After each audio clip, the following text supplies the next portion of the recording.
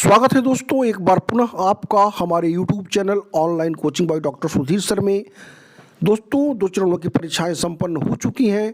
तीसरे चरण की परीक्षा 28 नवंबर को है, जिसके लिए आप पूरी तन्मयता के साथ अपनी पूरी सुनियोजित रणनीति के साथ अपने लक्ष्य को साधने में लगे होंगे। दोस्तों, इससे पूर्व जो परीक्षाएं संपन्न हुई थीं, जो आयोग ने प्रश्नों का पैटर्न चयन किया है, उसको आपने देखा होगा और आपको देखना भी चाहिए, क्योंकि उसी के हिसाब से आप अपनी रणनीति तय कर रहे होंगे। जिस हिसाब से आयोग ने प्रश्नों का चयन किया है वह थोड़ा परिवर्तित होता हुआ दृष्टिगत हो रहा है। आमूलचूल परिवर्तन की बात तो मैं नहीं करूंगा, लेकिन हाँ, कुछ परिवर्तन अवश्य दृष्टिगत हो रहे हैं। बावजूद उसके मेरे द्वारा प्रिपेयर किए गए प्रैक्टिस सेट, टेस्ट सीरीज और नोट्स से हूबहू प्रश्नों का आना यह मेरी प्रयास की सार्थकता को दर्शाता है।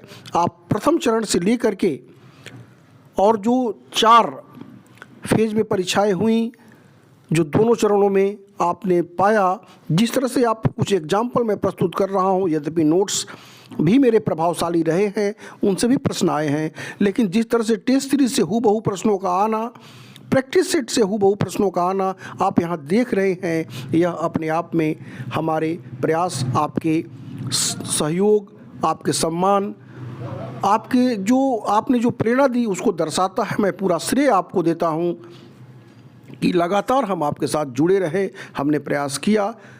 उसी प्रयास की दिशा में मैंने आज यह प्रयास किया है कि आपको कुछ नए प्रश्नों से अवगत करा सकूँ। दोनों जो परीक्षाएं संपन्न हुई दोनों फेज में, उसके जो पैटर्न थे उसके अवलोकन उपरांत मैंने इसको आपको अवगत कराने का प्रयास किया है। आप इसको देखें, निश्चित तौर पर 28 की परीक्षा में इससे आपको लाभ मिल सकता है। तो आइए शुरुआत करते हैं इस प्रैक्टिस सेट से, और इसमें जो प्रश्न मैंने चयन किया है उसको आप देखते चलें। पहला प्रश्न है जो कि पर्सनालिटीज को समर्पित है, इनमें से कौन सही सुमेलित नहीं है। यहाँ पर 4 नाम दिए गए हैं, जिसमें 3 तो सुमेलित हैं, लेकिन एक सुमेलित नहीं है, वह आपको बताना है। और इन चारों प्रश्नों से आप अवगत होते चलिएगा।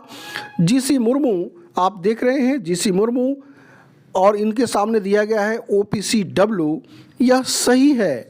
भारत के नियंत्रक एवं महालेखा परीक्षक जीसी मुर्मू, जिन्हें रासायनिक हथियारों के समापन के प्रतिष्ठित अंतर सरकारी संगठन OPCW, organisation for provision of chemical weapons का लेखा परीक्षक बनाया गया है। तो जीसी मुर्मू सही है।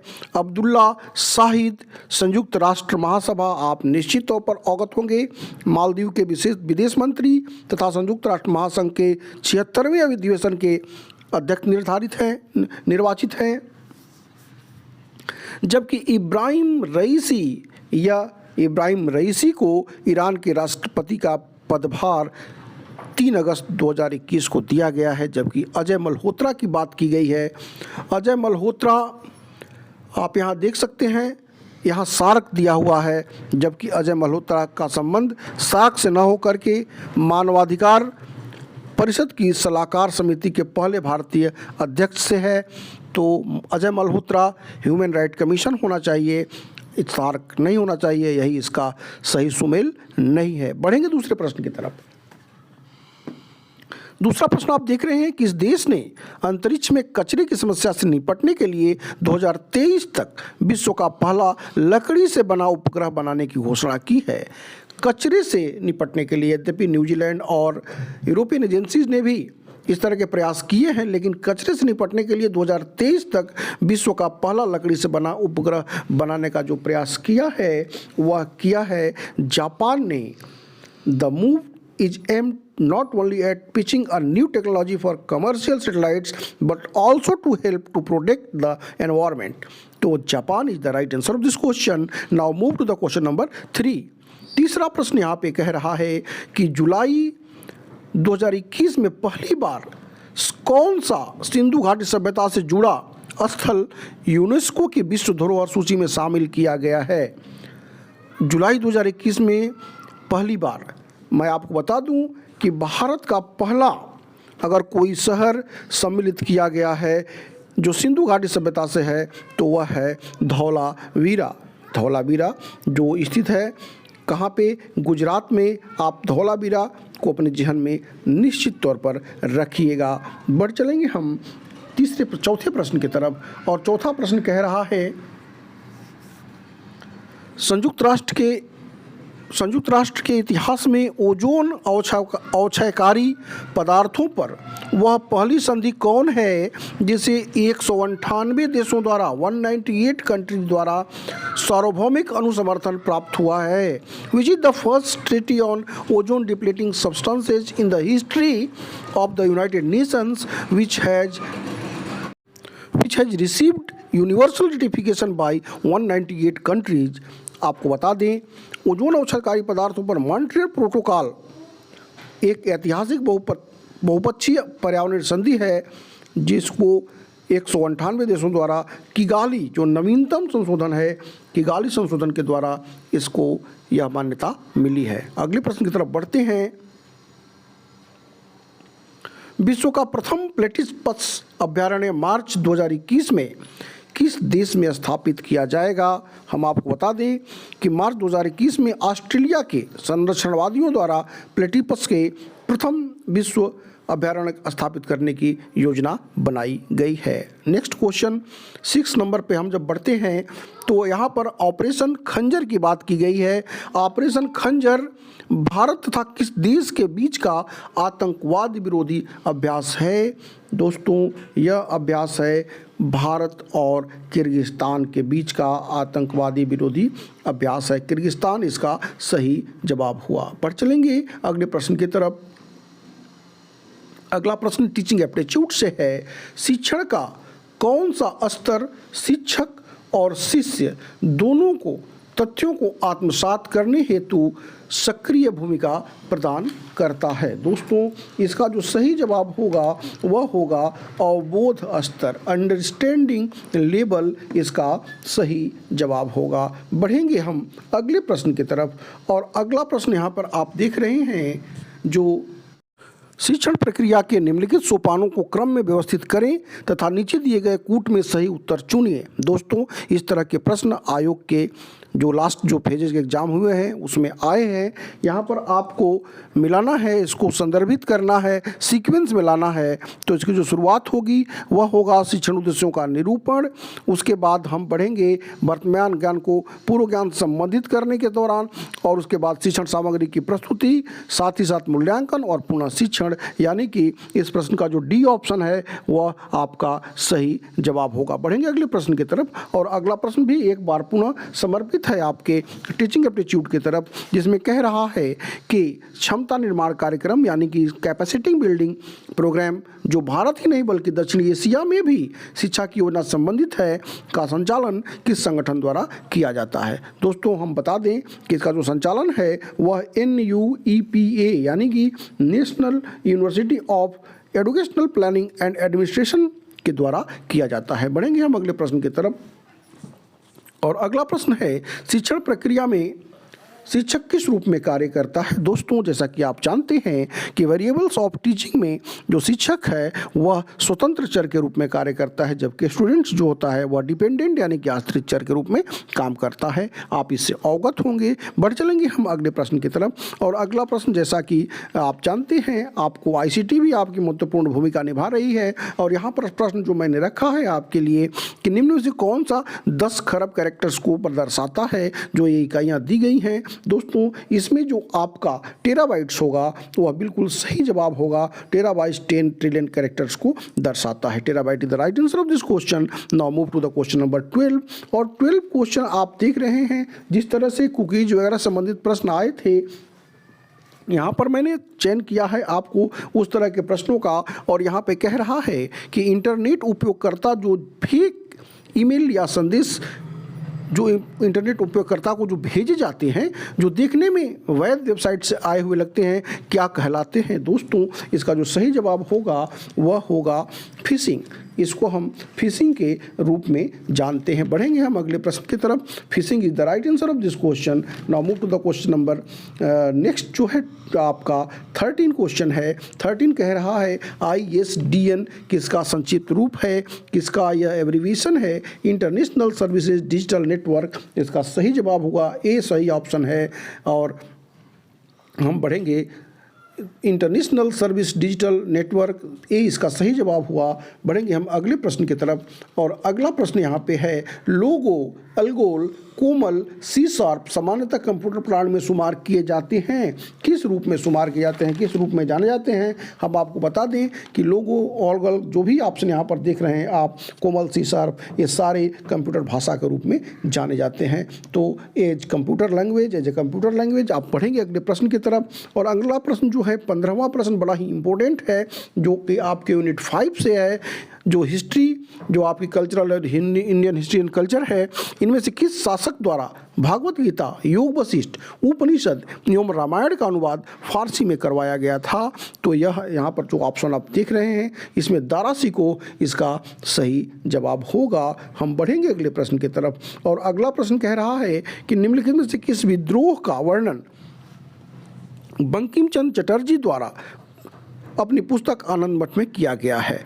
तो यहाँ पर जो 4 ऑप्शन आपको दिख रहे हैं, 4 जो विद्रोह दिख रहे हैं, इसमें सन्यासी विद्रोह जो है, सन्यासी रिवेलियन जो है, इसका सही जवाब होगा। आप इसको अपने जहन में रख लीजिएगा। बढ़ेंगे हम नेक्स्ट क्वेश्चन की तरफ और नेक्स्ट क्वेश्चन जो 17 है, एक बार पुनः समर्पित है नेशनल मूवमेंट की तरफ और कह रहा है, स्टेटमेंट देखिए, भारतीय साहित्य के विषय में यह किसने कहा था कि यूरोप के एक अच्छे पुस्तकालय की एक अलमारी का तख्ता भारत और अरब के समस्त साहित्य से अधिक मूल्यवान है? अंग्रेजों की जो दृष्टि थी हमारे वेद, पुराण, उपनिषद और साहित्य के संदर्भ में, उनकी क्या भूमिका थी, क्या उनकी मनोदशा थी, यहाँ पर यह देखिए यह किसने कहा है?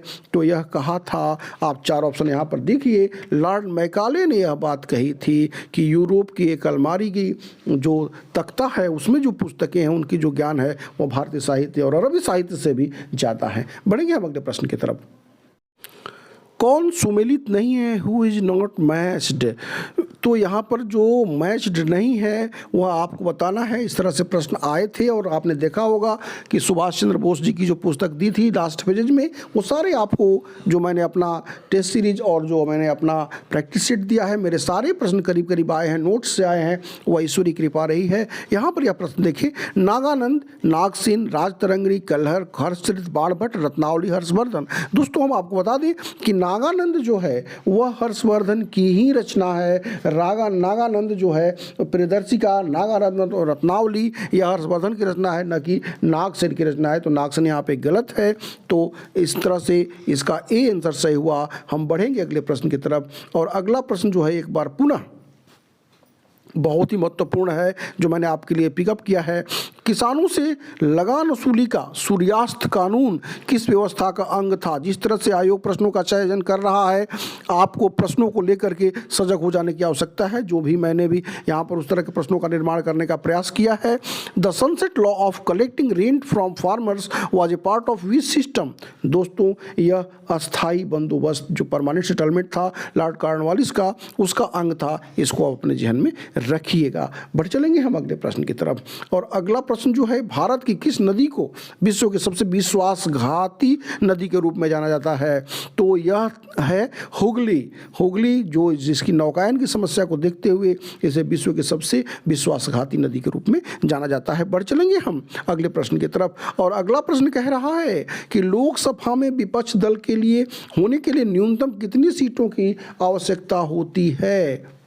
लोकसभा में विपक्षी दल होने के लिए न्यूनतम कितने सीटों की आवश्यकता होती है? What is the minimum number of seats required to be an opposition party in the Lok Sabha? हम आपको बता दें कि यह जो 16वीं लोकसभा है इसमें कोई अपोजिशन पार्टी नहीं है।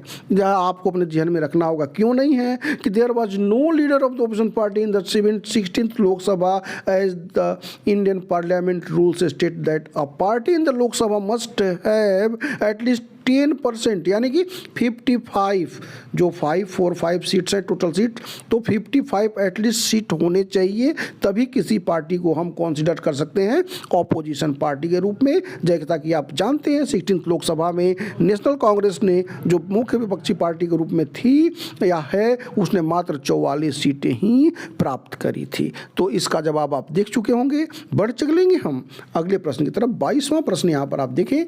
22वां प्रश्न कह रहा है कि निम्नलिखित में से किस समिति की सिफारिशों के आधार पर 73वें संविधान संशोधन अधिनियम द्वारा पंचायती राज को संवैधानिक दर्जा प्रदान किया गया। यहाँ पर जो 4 ऑप्शन यहाँ पर देख रहे हैं आप, उसमें जो चारों ऑप्शन यहाँ पर आप देख रहे हैं, बलवंत राय मेहता समिति, एल.एम. सिंघवी समिति, अशोक मेहता समिति, पी.बी. के राय समिति, ये चारों आप अपने जहन में रखिएगा कि ये चारों पंचायती राज से जुड़े हुए हैं, 2 टायर 3 टायर बहुत सारी चीज़ों से। लेकिन जो प्रश्न पूछ रहा है उसके अकॉर्डिंगली क्या आंसर होना चाहिए, तो हम आपको बता दें कि एल.एम. सिंघवी समिति के रिकमेंडेशन पर ही इसको कानूनी संशोधन का अधिकार मिला था, एल.एम. सिंघवी समिति। इसका सही जवाब हुआ। हम बढ़ेंगे अगले प्रश्न की तरफ, और अगला प्रश्न यहाँ पे कह रहा है कि रेनबो क्रांति का संबंध किससे है। तो रेनबो क्रांति का जो संबंध है वह आप निश्चित तौर पर जान लें कि उपरोक्त सभी जो भी पीली क्रांति, काली क्रांति, श्वेत क्रांति, हरित क्रांति, जितने भी एग्रीकल्चर से रिलेटेड जो रिवोल्यूशंस थे, उन सारे से रेनबो क्रांति का संबंध है। बढ़ेंगे अगले प्रश्न की तरफ, और अगला प्रश्न कह रहा है कि भारत के संविधान के किस अनुच्छेद में अस्पृश्यता के उन्मूलन की बात कही गई है। अनटचेबिलिटी की, एवोल्यूशन ऑफ अनटचेबिलिटी की बात करी गई है। तो आर्टिकल 17 इसका सही जवाब होगा। आप इसको अपने जहन में निश्चित तौर पर रखिएगा। बढ़ेंगे हम 25वें प्रश्न की तरफ, और 25वां प्रश्न यहाँ पे कह रहा है कि वर्तमान में भारत में निर्धनता रेखा या गरीबी रेखा का निर्धारण किसके द्वारा किया जाता है। Who determines the poverty line in India at present. तो हम आपको बता दें कि poverty line calculation, poverty estimation India is now carried out by NITI Aayog. तो यह नीति आयोग के द्वारा वर्तमान में किया जा रहा है। बढ़ चलेंगे हम अगले प्रश्न की तरफ, और अगला प्रश्न है जो आपका एनवायरनमेंट से रिलेटेड है कि घरों में साज सज्जा की सामग्री में रखे हुए कृत्रिम परितंत्र को क्या कहते हैं। Decoration materials in the house is called artificial ecosystem kept in the decoration material in the house is called herbarium. Herbarium इसका सही जवाब हुआ दोस्तों, बी इसका सही जवाब हुआ। बढ़ेंगे हम अगले प्रश्न की तरफ, और अगला प्रश्न यहां पर एक बार मैच्ड करने के लिए है, विच इज़ नॉट मैच्ड। तो आप देखें, नौकरेक राष्ट्रीय उद्यान मेघालय सही जवाब है, कुद्रेमुख राष्ट्रीय उद्यान कर्नाटका सही जवाब है, बेतला राष्ट्रीय उद्यान झारखंड सही जवाब है, जबकि सैडल पीक राष्ट्रीय उद्यान मध्य प्रदेश गलत जवाब है। यह जो है सैडल पीक राष्ट्रीय उद्यान अंडमान निकोबार द्वीप समूह में स्थित है। बढ़ चलेंगे हम अगले प्रश्न की तरफ, और अगला प्रश्न है कि दैनिक अखबार में कौन सा हानिकारक तत्व विद्यमान रहता है। इसलिए कहा जाता है कि अखबारों में भोजन सामग्री वगैरह नहीं रखनी चाहिए, क्योंकि उसमें क्या विद्यमान रहता है, उसमें विद्यमान रहता है लेड। लेड को आप अपने जहन में रखिएगा निश्चित तौर पर। हम बढ़ेंगे अगले प्रश्न की तरफ, और अगला प्रश्न है कि स्वच्छ भारत मिशन प्रारंभ होने की तिथि क्या है। तो स्वच्छ भारत मिशन प्रारंभ होने की तिथि जो है वह है 2 अक्टूबर 2014। इस समय से यह प्रारंभ की गई थी। और बढ़ेंगे हम अगले प्रश्न की तरफ, और यह अंतिम प्रश्न है। अंतिम प्रश्न में आप देख सकते हैं, कह रहा है कि स्वच्छ कोयला प्रौद्योगिकी पर अनुसंधान तथा गुणवत्ता वृद्धि के लिए भारत का पहला कोयला quality management research centre Uttar Pradesh में कहां पर स्थापित किया जाएगा। Where will India's first coal quality management research centre to be set up in Uttar Pradesh for research and quality enhancement on clean coal technology. तो यह किया जा रहा है वाराणसी में, VHU वाराणसी में इसका सेंटर बनाया गया है। दोस्तों, इसी के साथ यह 30 प्रश्नों की बहुत इंपॉर्टेंट श्रृंखला समाप्त होती है। हम प्रयास करेंगे कि 28 से पहले कुछ और आपको जीके के प्रश्नों से अवगत करा सकें। और इसके साथ ही एक चीज़ और आपको इन्फॉर्म करना चाहूँगा कि अगर अभी भी आप इच्छुक हैं मेरे प्रैक्टिस सेट, टेस्ट सीरीज जो भी प्राप्त करना चाहते हैं, आप व्हाट्सएप करके मुझसे प्राप्त कर सकते हैं, अपनी अनंतिम सफलता को सुनिश्चित कर सकते हैं। एक बार पुनः आपके सुखद भविष्य के लिए ढेर सारी शुभकामनाएं। धन्यवाद।